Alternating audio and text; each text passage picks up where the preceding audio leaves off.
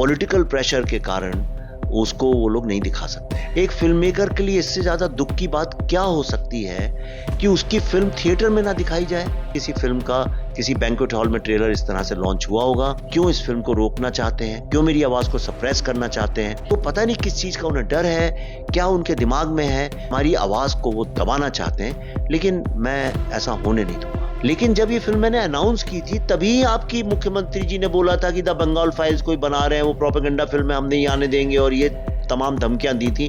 Film उन गुंडों के बारे में है जो कि यहाँ लोगों को डराते हैं और धमकाते हैं, जिनके दिल में ही चोर है। वो लोग हमारी आवाज को रोकना चाहते हैं। लड़के ऐसी धमकियां देते हैं मुझे और मेरे परिवार को लेके, मैं शर्म आती है, मैं बोलना भी नहीं चाहता हूं उसके बारे में। हर इलेक्शन के पहले आप देखिए यहाँ पे लाशें लटकी मिलती हैं पेड़ों पे। आरजी का राज 1 साल से ज्यादा होने आ रहा है और उसके कोई न्याय नहीं, किसी को कुछ खबर नहीं है। देखिए, मैं परसों ही लौट के आया अमेरिका से। वहां पे हमारी फिल्म की 12 स्क्रीनिंग्स हुई थी, जहाँ पे पूरे हाउसफुल और भर भर के बंगाली लोगों ने देखी। तो हम इसका ट्रेलर लॉन्च करने वाले थे आज 16 अगस्त को एक मल्टीप्लेक्स चेन में। 16 अगस्त को इसलिए क्योंकि 16 अगस्त जो है वो डायरेक्ट एक्शन डे है, और जो फिल्म डायरेक्ट एक्शन डे के ऊपर ही है, उस फिल्म का कलकत्ता के अलावा और कहाँ हो सकता है लॉन्च। और बंगाल मेरा सबसे प्रिय जमीन भी है, तो हमारे पास सारी परमिशंस भी थी। लेकिन जब मैं उतरा एयरपोर्ट पे कल यहाँ, तो मुझे एक खबर दी ऑर्गेनाइजर्स ने कि पॉलिटिकल प्रेशर के कारण उसको वो लोग नहीं दिखा सकते हैं। तो हमने फिर एक दूसरी मल्टीप्लेक्स चेन से बात करी। उन लोगों ने भी हमसे यही बोला कि भाई बहुत पॉलिटिकल प्रेशर है और हम बहुत लफड़े में फंस जाएंगे, और इसलिए हम भी नहीं दिखा सकते। तो जब हमारे पास कोई ऑप्शन ही नहीं बचा तो हम जाते कहाँ, क्या करते। एक फिल्म मेकर के लिए इससे ज्यादा दुख की बात क्या हो सकती है कि उसकी फिल्म थिएटर में ना दिखाई जाए, जिस चीज के लिए बनी है। मतलब कोई किताब लिखे और वो बुक शॉप में ना दिखाई जाए, नहीं नहीं रखी जाए। तो हमारे पास कोई ऑप्शन नहीं था। पर मेरा नाम विवेक रंजन अग्निहोत्री है, मैं भी हारने वालों में से नहीं हूं। तो फिर मैंने कहा कोई बात नहीं, हम इसको एक बैंक्वेट हॉल में कर देते हैं। पहली बार शायद, मेरा ऐसा अंदाज है, शायद ही किसी फिल्म का किसी बैंक्वेट हॉल में ट्रेलर इस तरह से लॉन्च हुआ होगा। हमारी पूरी टीम यहाँ आ चुकी थी, उसके बाद ये कैंसिल हुआ। पता नहीं किस बात से ये लोग डरते हैं, क्यों इस फिल्म को रोकना चाहते हैं, क्यों मेरी आवाज को सप्रेस करना चाहते हैं। और एक फिल्म जिसको सीबीएफसी का सर्टिफिकेट मिल चुका है, जो अमेरिका में 12 शहरों में दिखाई जा चुकी है, उस फिल्म को, और जो बंगाल के ही बारे में है। बल्कि बंगालियों को तो, बल्कि बंगाल की सरकार ने तो मुझे बुला बुला के कहना चाहिए कि आप यहीं करिए हमारे यहाँ, क्योंकि ये फिल्म हमारे बारे में है। तो पता नहीं किस चीज का उन्हें डर है, क्या उनके दिमाग में है, जो हमारी आवाज को वो दबाना चाहते हैं, लेकिन मैं ऐसा होने नहीं दूंगा। देखिए, बंगालियों को अगर प्रॉब्लम होता तो अमेरिका में भर भर के बंगाली लोग क्यों आते और वंदे मातरम के नारे क्यों लगाते, जय माँ काली का नारा क्यों लगाते, राइट? क्योंकि उन्हें फिल्म अच्छी लगी। बंगाल वर्ल्ड की कल्चरल कैपिटल थी, ये बात मैंने फिल्म में दिखाई है, बताइए, बच्चा बच्चा भारत का जान जाएगा, राइट?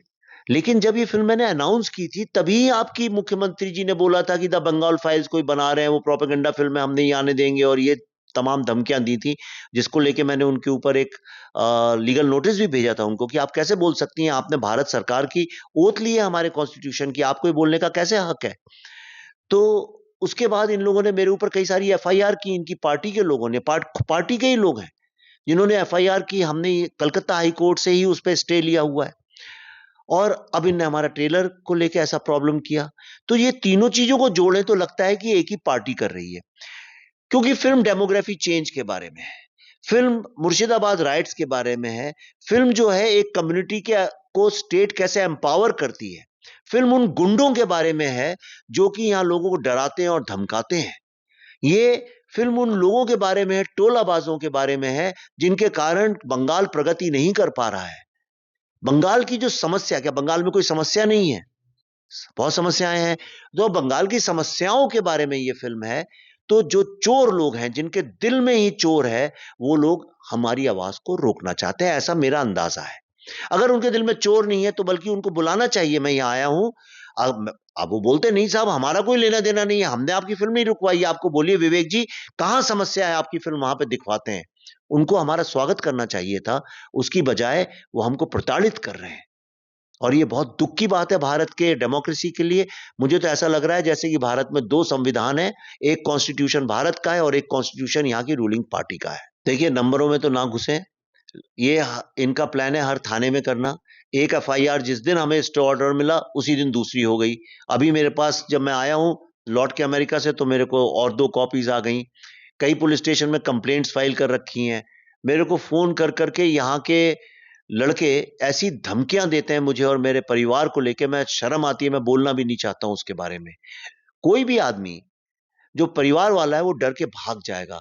लेकिन मुझे ऐसा लगता है कि ये फिल्म बहुत इंपॉर्टेंट ना सिर्फ बंगाल के लिए है, हर भारतवासी के लिए है, बल्कि ये फिल्म पूरे विश्व में एस्टेब्लिश करेगी कि किस तरह से हम लोगों को प्रताड़ित किया गया, हमसे गुलामी करवाई गई और उसके बाद किस तरह से पिछले 78 साल से वही कम्युनल पॉलिटिक्स जो है वो यहां चल रही है। हर भारतवासी को यह फिल्म देखनी चाहिए। ऐसा कोई भारतवासी नहीं होगा, चाहे लेफ्ट का हो, चाहे राइट का हो, चाहे हिंदू हो, चाहे मुस्लिम हो, जो इस फिल्म को देखने के बाद सतर्क ना हो जाए। वरना यह देश हर समय कम्युनल पॉलिटिक्स में उलझा रहेगा, 2 कदम आगे लेगा, 4 कदम पीछे जाएगा। आप देखिए सबसे ज्यादा कम्युनल वायलेंस जो है बंगाल में है, तो लॉ एंड ऑर्डर मतलब फेल है।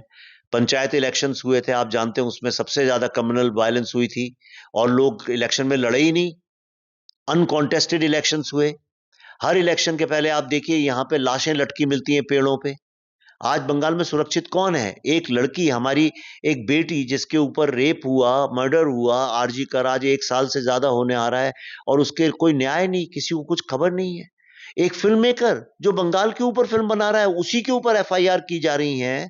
अगर उसी को प्रताड़ित किया जा रहा है मतलब यह लॉ एंड ऑर्डर नाम की कोई चीज नहीं है। सुहरावर्दी जिसको बुचर ऑफ बंगाल कहा गया अमृत बाजार पत्रिका में भी और कई जगहों पे, वो बुचर ऑफ बंगाल ने कहा कि इतने लोगों को 2 दिन के अंदर मार डालो हिंदुओं को कि हमारी डेमोग्राफी चेंज हो जाए और हमारा कलकत्ता पाकिस्तान में चला जाए।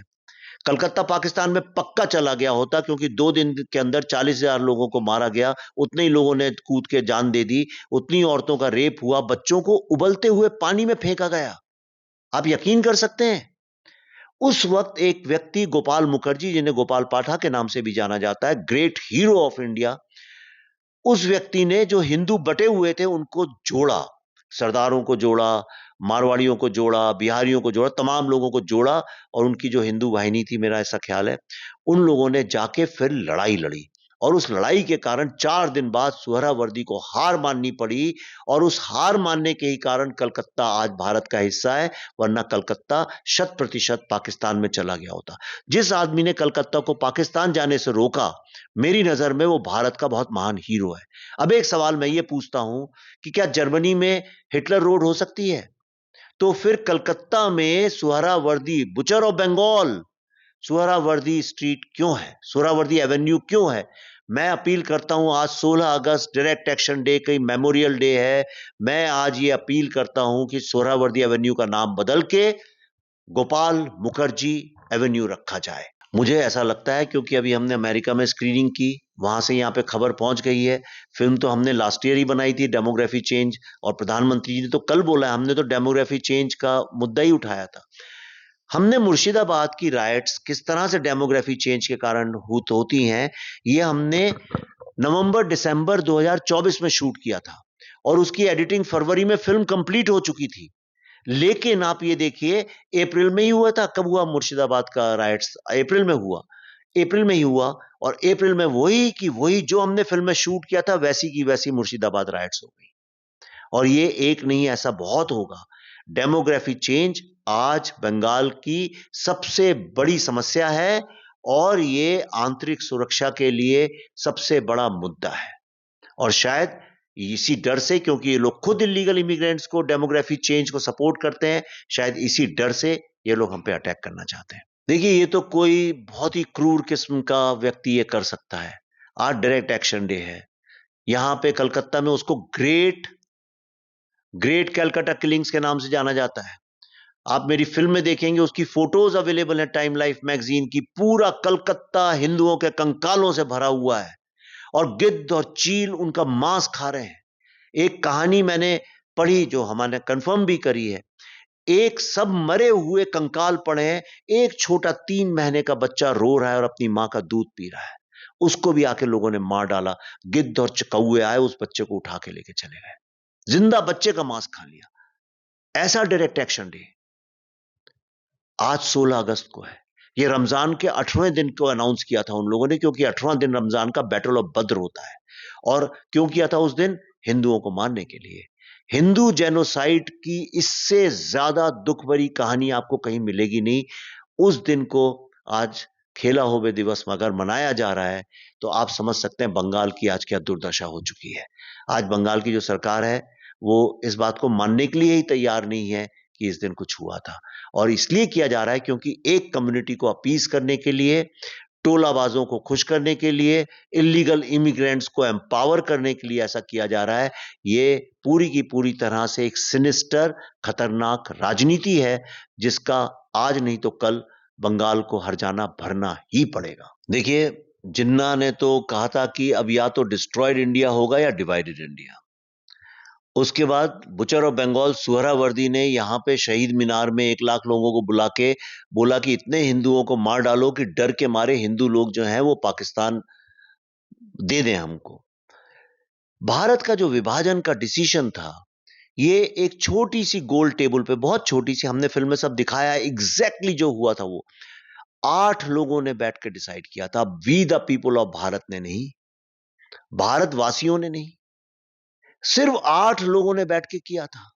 और अफसोस की बात देखिए, 10 करोड़ मुस्लिमों के लिए जिन्ना ने मांग की थी पाकिस्तान की, 4.5 करोड़ मुस्लिमों ने भारत में रहने का इरादा किया और भारत में रहे वो लोग। इसमें कांग्रेस की जो भूमिका रही है उसके ऊपर एक पूरी फिल्म बननी चाहिए। मैं ये फिल्म बना रहा था, इसमें कई सारे मुद्दे हैं, आप देखेंगे फिल्म के अंदर आपको समझ में आएगा क्या हुआ क्या नहीं हुआ। और माउंटबेटन जो थे उन्होंने एक अल्टीमेट ये दे दिया कि आज रात, एक दिन में बोला आज रात को 12 बजे तक आप लोग डिसीजन लो, नहीं तो फिर हम इसको छोड़ेंगे नहीं, बाद में छोड़ेंगे 48 के बाद। और 12 बजे रात का टाइम था और हमारे कांग्रेस के लीडर और जिन्ना ने 11 बजे ही उस पे समर्थन देके उसको भारत का पार्टीशन करवा दिया। ये जो फिल्म है द बंगाल फाइल्स 5 सितंबर को रिलीज होगी। मुझे नहीं लगता कि इससे ज्यादा बोल्ड फिल्म इसके पहले इंडिया में कभी बनी है और शायद ही कोई इसको बनाएगा। वही बना सकता है जिसको कुछ खोने का डर नहीं हो। मैं कहता हूं भारत के हर भारतवासी को ये फिल्म देखनी चाहिए। आपको एक भी जीव बच्चा ऐसा नहीं मिलेगा जो होलोकॉस्ट के बारे में नहीं जानता। आपको एक भी ब्लैक बच्चा ऐसा नहीं मिलेगा जो स्लेवरी के बारे में नहीं जानता। क्या कारण है आपका बच्चा भारत के सबसे बड़े जेनोसाइड के बारे में नहीं जानता, भारत के पार्टीशन के बारे में असलियत नहीं जानता। जब पार्टीशन की बात होती है तो सबको लगता है कि ये तो पंजाब में हुआ था, जबकि भारत के पार्टीशन का कुरुक्षेत्र बंगाल है। आपके बच्चे को ये क्यों नहीं पता है कि भारत बंगाल का पार्टीशन सबसे पहले 1905 में हुआ था, उसके बाद 1947 में हुआ था। तो जो इतिहास आपके बच्चों को बताया नहीं गया, पढ़ाया नहीं गया, जो आप भी नहीं जानते हैं, ये फिल्म देखने के बाद आपकी आंखें खुली की खुली रह जाएंगी। ये बात अलग है, ये फिल्म आपको कई दिनों तक हॉन्ट करती रहेगी। इसलिए मैं कहता हूं, if Kashmir hurt you, the Bengal files is going to haunt you. मैं मुख्यमंत्री जी से हाथ जोड़ के कहूंगा कि फिल्म मेकर्स, ये सत्यजीत रे की पावन भूमि है, इसमें किसी फिल्म मेकर को आप प्रताड़ित ना हो, इसकी जिम्मेदारी आप लें। बल्कि आप एक आदेश दें कि कोई भी इस फिल्म को रोकने की कोशिश नहीं करेगा। द बंगाल फाइल्स शांति से यहां रिलीज होगी, हर बंगाली देखेगा। और बल्कि मैं तो आपको आमंत्रित करता हूं, आप और मैं साथ में देखें। आप यकीन मानिए, इस फिल्म को देखने के बाद पूरे विश्व का बच्चा बच्चा बंगाल को लेके अपना दृष्टिकोण बदल लेगा।